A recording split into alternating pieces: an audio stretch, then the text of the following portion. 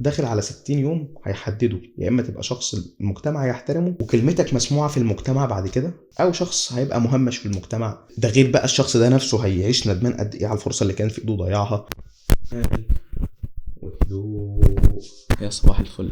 عايز اكلمكم النهارده بقى عن موضوع احنا داخلين عليه، موضوع مهم، موضوع ممكن تبقى بتفكر فيه من دلوقتي انا هعمل ايه في العيد. داخل بقى على ايام حلوه بقى وخروجات وايام تنطيط بقى وذكريات حلوه كنت بتعملها، وداخلين بقى على احسن ايام في السنه كلها يعني. بس حاسس ان المشاعر بتاعت الايام دي مش موجوده معاك دلوقتي. ليه؟ علشان الانسان توتر بيمنع المتعه، وانت حاليا طبعا مش هتعدي بتوتر اكتر من كده تاني في حياتك. انت داخل بالك على الامتحان شهرين،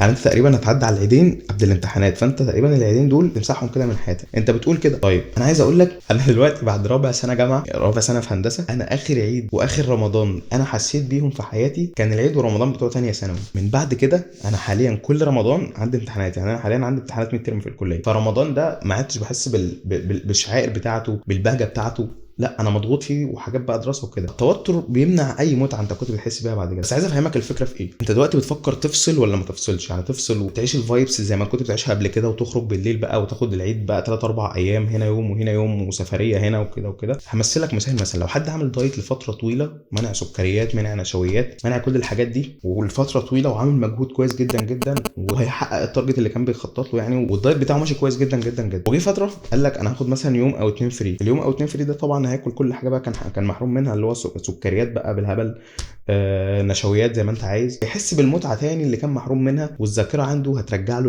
الحاجه اللي كان محروم منها دي. ونفسه بقى ممكن توسوس له، طب انت كنت حارم نفسك من الحاجات دي ليه؟ ده الحاجات دي جميله اهي، طب ما تطول كمان يوم اتنين تلاته. هيحس بصعوبه بعد كده لما يرجع تاني يتحرم تاني، وممكن ما يكملش في الحرمان تاني، يقول لك ده انا كنت سايب حاجات جميله. فاهمني؟ فكذلك برضو انت ماشي كويس جدا جدا دلوقتي، بتذاكر ومحافظ على يومك وكده، هيجي يومين دلوقتي اختبار مثلا، هيجي 3 4 ايام، هيبقى ال 3 4 ايام دول بقى عيد هنا وهنا، والاهل والاقارب هتروح لده وتيجي من ده، فده هيشغلك شويه عن الروتين اللي انت كنت ماشي عليه في المذاكره. فانت بقى هل هتعرف ترجع تاني بنفس التركيز اللي انت كنت فيه؟ انا ما اظنش انا كنت في الموقف بتاعك ده. بص ربنا قال ومن يعظم شعائر الله فانها من تقوى القلوب، يعني ربنا عايزك تعظم الشعائر بتاعته، بس بعقل. يعني انت عندك صلي العيد الساعتين اللي بعد العيد دول مش هيضروك في حاجه، لكن ما تطولش بقى. يعني انت في يوم ثانوي عام ما تقولش مش يوم العيد كامل، عشان انت لو خرجت يوم العيد بالليل صدقني هترجع تاني يوم فاصل، يبقى انت كده ضيعت يومين. ممكن ما تعرفش هترجع بعد كده امتى، يعني ممكن ما تعرفش ترجع المذاكره امتى بنفس الفوكس بتاعك يبقى 100% تاني، فما تعرفش. صدقني انت ده هيبقى لمصلحتك. يعني انت مش هتفكر، انت لو خدت مثلا قول النهارده بس، مش هيبقى النهارده بس، مش هتعرف ترجع تاني بعدها على طول. فانت حاول بقى تفصل وتبعد عن كل الناس اللي هتيجي، ما تقعدش في البيت. لو ناس كتير تيجي في البيت، شوف بقى اي مثلا اي مكان في البيت ما حدش هيشوفك فيه. حاول تبعد عن الناس عشان هتتشغل وتزعل ليه؟ علشان دي كلها انت هتفتكر الايام اللي انت كنت عايشها دي. انا كان اصعب رمضان عليا رمضان ثانويه عامه. كنت رمضان كان عندي مثلا في حاجات معينه بتعملها خلاص انت مش عايشها، يعني انت تعتقد رمضان قرب يخلص من عليك وانت حاسس بكده.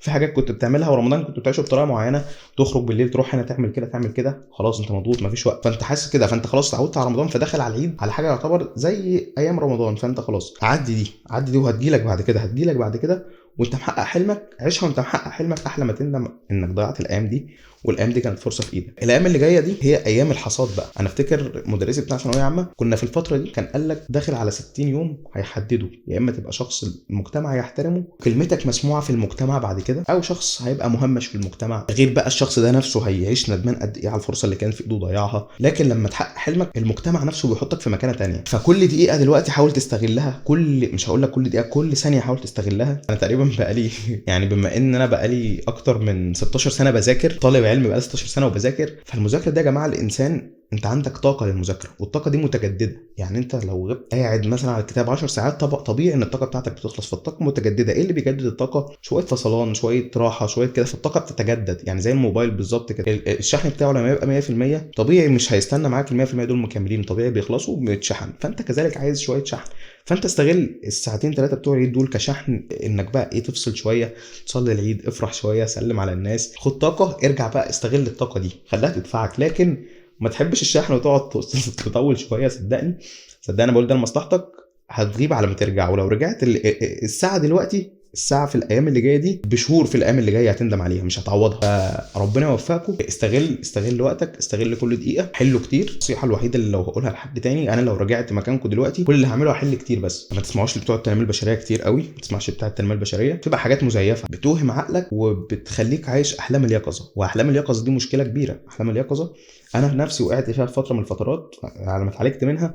احلام اليقظه بتحسسك انك حققت الحلم. يعني هفترض دلوقتي انك عايز تدخل كليه هندسه او كليه طب دلوقتي، فاحلام اليقظه وانت في ثانويه عامه بتغيب معيشاك. ده انا السنه اللي جايه هروح الكليه بقى، هدخل كليه هندسه وهعيش حياتي بقى وصاحب ده وصاحب دي احلام اليقظه. احلام اليقظه يعني انت بتحلم وانت صاحي كده، بتقعد عقلك باطن بيهيئ لك انك هتبقى كده ويعيشك انك في المكانه دي فيخليك مبسوط، بس ده انبساط مزيف. فانت بتحس انك حققت ده، فالطاقه اللي كانت عندك عشان تحقق حلمك دي راحت بقى، دي راحت. يعني انت مثلا لو كان عندك طاقه 100% انك تحقق ده وعايز تعافر على ده، خلاص احلام اليقظه دي خلاص بتحسسك بالحاجه دي، فتقول خلاص مش هتحافر عشانها، فتحس انك الموضوع اتسرق منك وانك ما عملتش اي حاجه وانك لسه قاعد في مكانك ولسه في نقطه الصفر. ابعدوا عن النقطه دي جدا، عيش الواقع، خلي الواقع، حط معطيات. انا دلوقتي في ثانويه عامه داخل على الامتحان، المفروض منك اجتهد واجيب مجموع كويس عشان اوصل لكده، فحط ده قدامك. الحاجه دي تفرق مع ناس كتير جدا منكم، ممكن ناس كتير عايشينها، الحاجه دي بتضيع ناس كتير، ربنا يكفيكم شرها. واخيرا كان معاكم اخوكم محمود فكري. لو احتجتوا مني اي حاجه ممكن اسيب لكم اللينك بتاع في الديسكربشن، هكون معاكم في اي وقت. ربنا يوفقكم وربنا يعينكم. باي.